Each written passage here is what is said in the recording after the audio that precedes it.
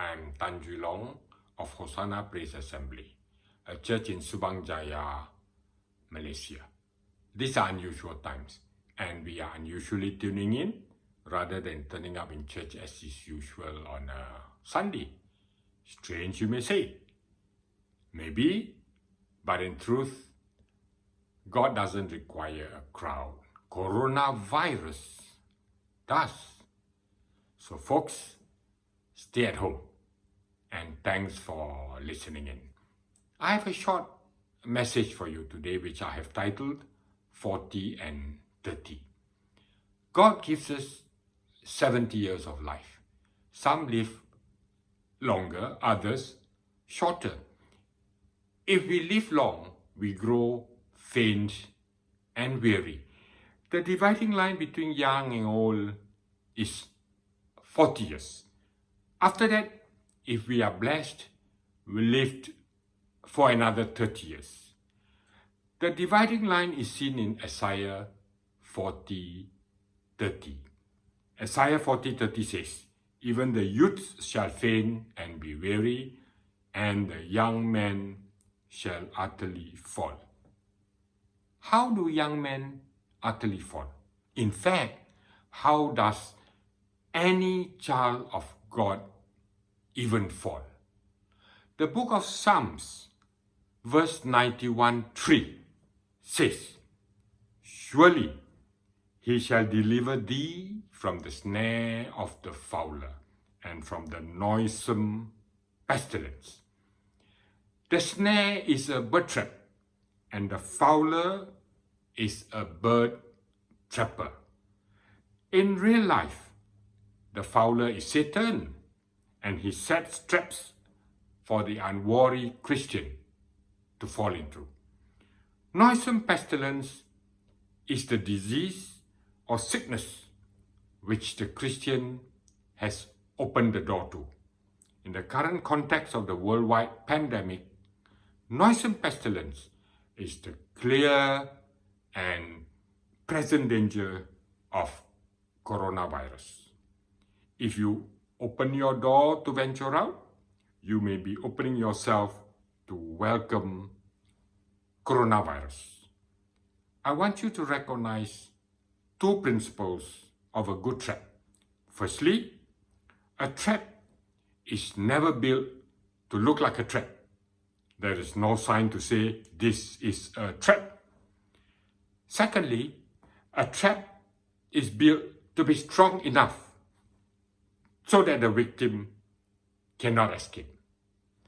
Again, in real life, how does Satan trap us? Let me illustrate by first using the eagle. Do you know, if you catch an eagle and tie its leg to a pole for a long time, and then you remove the string, it will not fly away. The eagle has lost its will to fly. This I call the trap of complacency that dulls vigilance.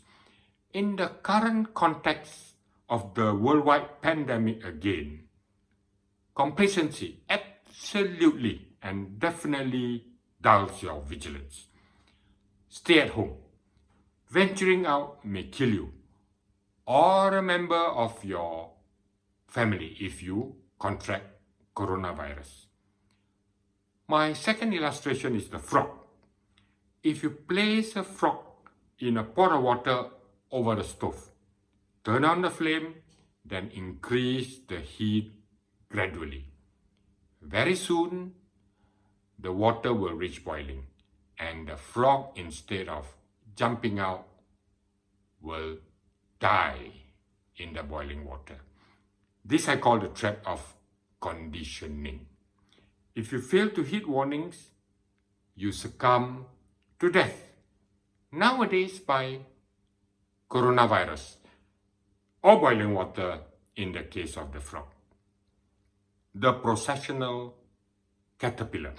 If you place a handful of them, head to tail, and you place them in a circle, and you allow the circle of processional caterpillars to crawl together. They will crawl and crawl round and round and round for hours and hours. And then one by one, they will drop dead through exhaustion. This I call the trap of habit. Too many Christians lose their focus nowadays, their lives even, by blindly following what others do, and not what the authorities instruct, and not what God teaches. The wild duck.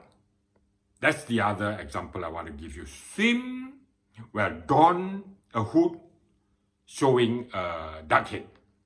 Swim below a flock of wild ducks happily frolicking in a pond. They will swim away. But if you persist, very soon you become familiar. And then you can get near the duck. What you do is, you grab a duck by the legs and pull it underwater. And the next thing you know, you have a roast duck for dinner. Sounds familiar? Well, this is a trap of deception. Too many children of God have fallen into the bottomless pit of deception by false prophets. The deception of the prosperity gospel, and in the current context, the deception of don't worry, carry on with your thing mantra. Finally, I give you the example of a monkey. Now, monkeys are smart.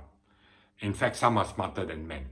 If you want to trap a monkey, you tie a bottle to the treetop, place the banana in it, and when the monkey comes for the banana, it will reach in, and after grabbing the banana, the fist won't exit the bottle. And that's when the natives will go for the monkey. The monkey will try to run away but won't let go of the banana. And before you know it, the monkey is dead and the natives have meat for dinner. Greed killed the monkey. Nowadays, it is the desire to profiteer, to make a fast buck out of face masks and sanitizers. This I call the trap of treasure. Matthew 6:21. For where your treasure is, there your heart will be also. Back to the present. Isaiah 40:30 says, even the youth shall faint and be weary, and the young man shall utterly fall. Verse 31 says, but those who wait on the Lord shall renew their strength. They shall mount up with wings like eagles. They shall run and not be weary. They shall walk and not faint. We must not be like the weak eagle who grows faint and weary. We must be like the wise eagle who waits upon the Lord to renew his strength. Those who wait will find strength through renewal. Let me quickly give you 7 Bible scriptures. 1. Believe that the God who saved you hears your cries. Micah 7:7. 2. Watch with expectancy, but be prepared for unexpected answers. Psalm 5:3. 3. Put your hope in his word. Psalm 130 verses 5 and 6. 4. Trust in the Lord, not in your own understanding. Proverbs 3 verses 5 and 6. 5. Resist fretting, refrain from anger, be still, and choose patience. Psalm 37 verses 7 and 8. 6. See it as an opportunity to experience God's goodness. Psalm 27:13. And 7. Continue steadfastly in prayer, being watchful with thanksgiving. Colossians 4:2. Thankfully, the gospel assures us as believers that God is for us and works all things together for good for those who are called according to his purpose. Question: are you soaring like an eagle? Or are you running? Or are you walking? God gives you grace to help you soar. God gives you grace to help you sprint. God gives you grace to help you stroll. It does not matter where you soar, whether you sprint, or whether you stroll, because God gives you grace to get up in the morning. God gives you grace to bow your head in prayer. God gives you grace to open the Bible and read. God gives you grace to honor the Lord throughout your daily walk. God gives you grace to do all the above, day after day. What I'm saying is this: keep on praying even when it appears that God isn't hearing. Keep on going to church even when it seems nothing much is happening. Well, now you can't go to church, but wait till April 14 after that, yeah? Keep on preaching, preachers, even when it seems that God is not moving and the people are not listening. Keep on witnessing, ladies and gentlemen, even when no one gets saved. Keep on giving when it gets tight financially like now. Keep on living for Jesus, day in, day out, even when others fall away, like what is happening now.